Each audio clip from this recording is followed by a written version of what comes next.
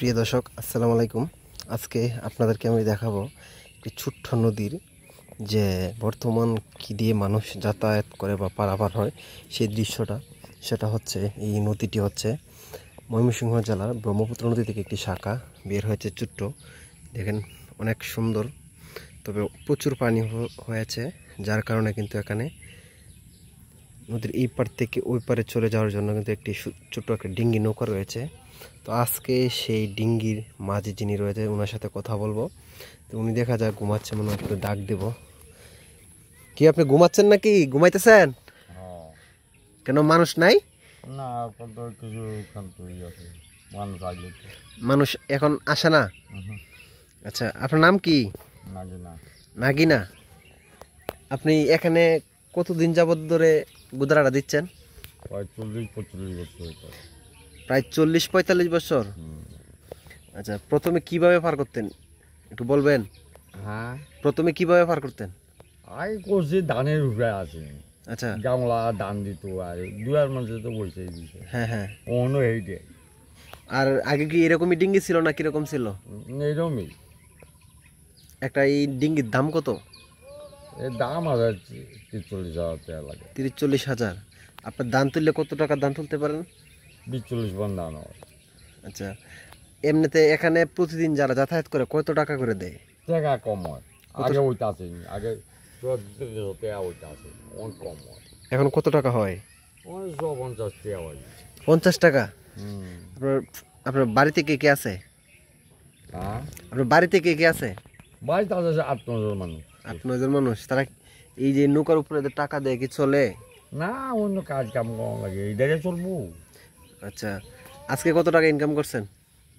আজকাল তো পয়সাই হয়েছে না, দিনে গতিতে। মানে দিনে বৃষ্টির জন্য হয় নাই? না, আচ্ছা, এখানে এই যে নদীটার মধ্যে কতটুকু পানি হয়?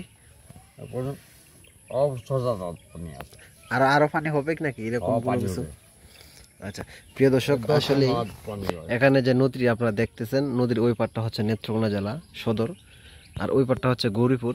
তো দুটি নদীর মাঝখানে যে নদীটা, দুটি জেলার মাঝখানে যে নদীটা, সেটার মধ্যে কিন্তু উনি প্রায় 40 বছর যাবৎ ওই ডিঙ্গিটা চালায়, নদীর মানুষ পারাপার করে, মানুষকে সহযোগিতা করে থাকেন। তো ওই যে নদীর ওই পার থেকে কিন্তু মানুষ ডাকতেছে যে নদীর নৌকা দিয়ে পার করার জন্য। যে দেখেন, আপনাদের একটু দেখাবো। তো আপনি কি টাকা দিবেন নাকি না আগে থেকে দান দেওয়া? যে দান দেয় দিদি বই, আর যে না দান দেয় হ্যাঁ হ্যাঁ, টাকাই দিয়ে যায়। আচ্ছা আচ্ছা, 5 টাকা করে দেয়। 5 টাকা। আর যখন 40 বছর আগে ছিলেন তখন কত টাকা করে দিত? আগে তো 1 টাকা দিয়ে আমি আগে আছে আদানা চায় না ওরিয়া। আচ্ছা 5 টাকা ওরিয়া হয়েছে। আচ্ছা, আমাদের পক্ষ থেকে আজকে আপনাদের নেন নাস্তা করার জন্য টাকা দিচ্ছি। টাকাটা ধরেন।